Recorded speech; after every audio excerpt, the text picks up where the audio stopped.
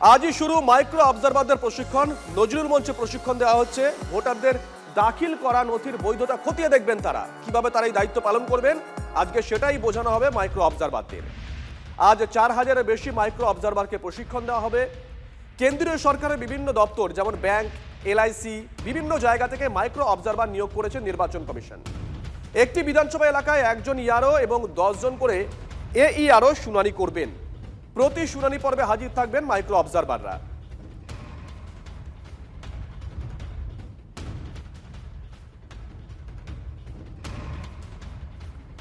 ইতিমধ্যেই প্রশিক্ষণ শুরু হয়ে গেছে। আপনাদেরকে দুটো ছবি আমরা একসঙ্গে দেখাচ্ছি। আজকে 4000-এর বেশি মাইক্রো অবজারভারকে প্রশিক্ষণ দেওয়া হচ্ছে। নজরুল মঞ্চের ছবি আপনাদেরকে আমরা দেখাচ্ছি,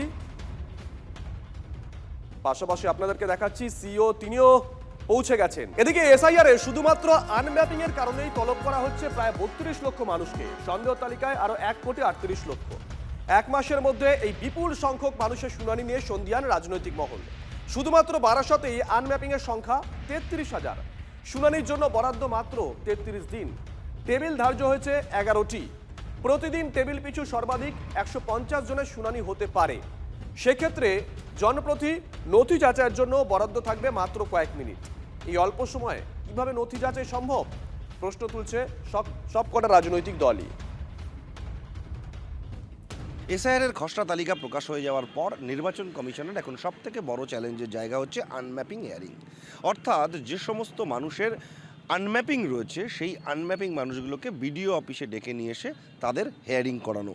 বিডিও অফিস কিংবা এসডিও অফিস এই সমস্ত জায়গাতে একসঙ্গে প্রতিদিন হাজার খানেকের বেশি মানুষকে ডেকে নিয়ে এসে হেয়ারিং করানো, এটা একটা কঠিন চ্যালেঞ্জের জায়গা, এমনটা মনে করছেন তৃণমূল থেকে বিজেপি সকলেই। কারণ 11টা টেবিলে একজন টেবিলের যিনি এআরও থাকবেন তাদের পক্ষে প্রায় 100-র বেশি মানুষের হেয়ারিং করাতে হবে। সব মিলিয়ে একটা জটিল জায়গা, এবং এতগুলো মানুষ এক জায়গায় আসবেন, তারা কোথায় বসবেন, তাদের টয়লেটের ব্যবস্থা কি হবে, এবং এই এতগুলো মানুষ এক জায়গায় থাকার ফলে যে কোনো জায়গায় কোনো ল অ্যান্ড অর্ডার সমস্যা হতে পারে। এই সমস্ত বিষয়ের কথা মাথায় রাখতে হচ্ছে নির্বাচন কমিশনকে।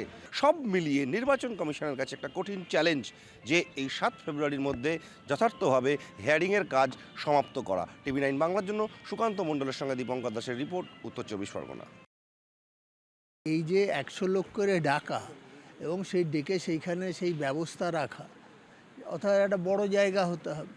আর 10 জন এইআরও থাকবেন, একজন ইআরও থাকবেন। আমি জানি না এটা কীভাবে সম্ভবপর, আমার মাথায় আসছে না। কিন্তু প্রথমত আমাদের দেখতে হবে কত মানুষকে ডাকছে। এক জায়গায় যদি 1000 লোককে ডাকা হয় তাহলে যারা ডিসিশন মেকার, কিছু তো একটা হতে সিদ্ধান্তও ভুল হতে পারে।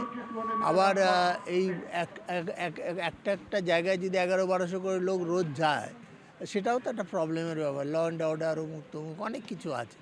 আমি জানি না কী ভাবনা চিন্তা থেকে করছেন, তবে বিষয়টা খুব জটিল আর কি। এক মাসের মধ্যে শেষ করতে হবে। প্রতি অফিসারকে আপনার 100 জন করে হিয়ারিংয়ে ডাকবে, সেই পরিকাঠামো আছে নাকি? আর 100 জনের হিয়ারিং নেওয়া সম্ভব? আমার বক্তব্য হচ্ছে, পার্টির পক্ষ থেকে বলতে চাই, আমরা বারে বারে বলেছি যে একমাত্র আপনার মৃত, ভুতুড়ে ভোটার, ডবল এন্ট্রি এগুলো বাদ দিয়ে দাও। আর বাকি যে আছে আপনার এই যে 2025 সালে ভোটার লিস্টে নাম ছিল, তার আগেও নাম ছিল, এদেরকে রাখা হোক। তাহলে আজকে 1 মাসের মধ্যে ফাইনাল ভোটার লিস্টও বার করা যাবে, মানুষ বিপদের মধ্যে পড়বে না। রাজ্য সরকারের সহযোগিতায় নির্বাচন কমিশনার এই কাজটা করছে, কিন্তু পশ্চিমবঙ্গের সরকার এবং শাসক দল তৃণমূল কংগ্রেস প্রথম দিন থেকেই এসআইআর বিরোধিতা করছে। এটা তারই প্রমাণ, কেন রাজ্য সরকার যদি সহযোগিতা না করে সুষ্ঠুভাবে নির্বাচন কমিশনার সেই কাজটা করতে পারে না। তো যার জন্যই কিন্তু এই এসআইআর প্রক্রিয়া খুব সমস্যার মধ্যে নির্বাচন কমিশনারকে কাজ করতে হচ্ছে। ক্ষমতা হারানোর ভয়ে শাসক দল এই কাজটা করছে বলে আমরা মনে করি।